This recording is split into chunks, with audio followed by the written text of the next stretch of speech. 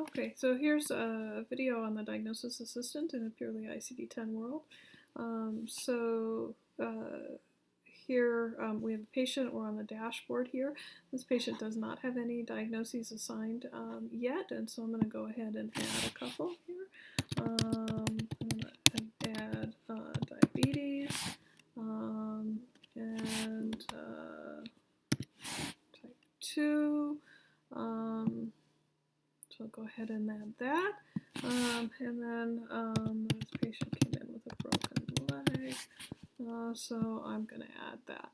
And you can see next to those diagnoses, I get two different things here. I get this one that suggests that this is a specified code that is probably adequate for my documentation and billing. And this one with the exclamation point, which may mean that this needs to be further specified. Wherever you see this icon, you can then launch to get the Diagnosis Assistant, which is Cerner's tool for narrowing down and adding specificity to your diagnosis code. And this is quite helpful for knowing what's required with the documentation and making sure that your documentation is complete as well.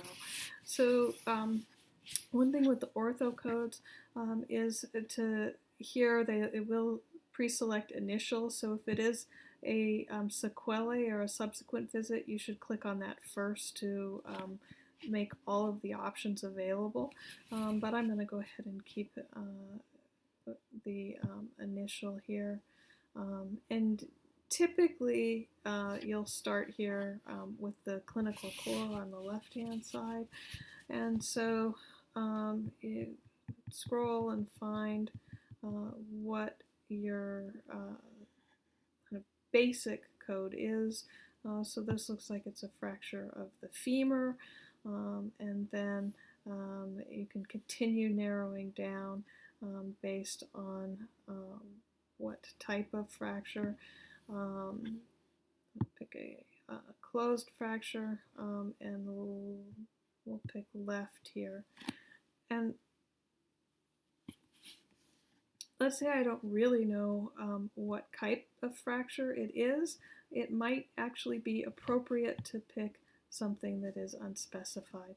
And let's say this is somewhere in the distal end of the femur, and here we have a the code here. So if I haven't done an x-ray, I may not know exactly what type of fracture it is, and I'll go ahead and save that. Some things to note here is, so I narrowed that down by quite a bit, but I still get the exclamation point. And so this is just an example that sometimes an unspecified code is actually the appropriate code for that visit. It is a possible red flag for billing and audits, but isn't specifically a unbillable code.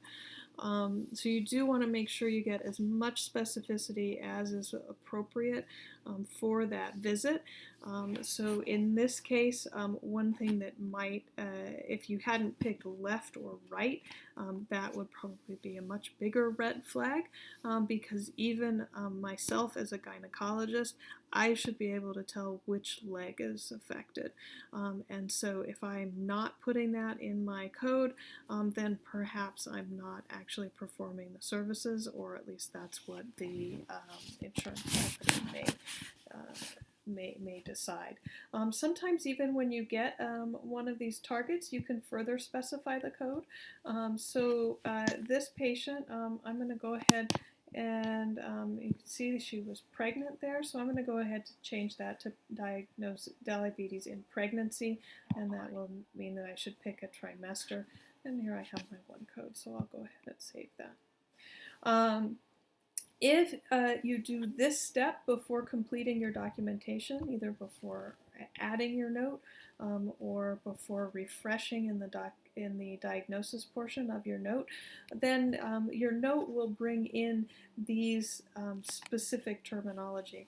And so this will help us to ensure that we are including the appropriate specificity in our documentation if you use the diagnosis assistant first and then bring those terms into your note. Because you're probably collecting the information, but sometimes it may not be obvious in the documentation. So make sure you get credit for what you did. If you do find any places where you feel that the logic of the diagnosis assistant isn't as good as it should be, please do report that to the help desk because this is a new tool and we can help further refine this and make the logic better. So we would encourage you to help us out with that so that we can help Cerner out with that. So this is the diagnosis assistant. Anywhere where you see a diagnosis, you will see this target symbol. So now you can see the diagnoses here on the consolidated problems component. You will also see this here in the diagnoses and problems component. And if you're adding diagnoses from Power Notes, you should see the target as well there, or in orders if you add your diagnoses from within your order screen. And you can launch the diagnosis assistant anywhere where you see this target symbol. And that will help you both with the making sure you have specific codes and make sure you have more specificity within your documentation. Thank you.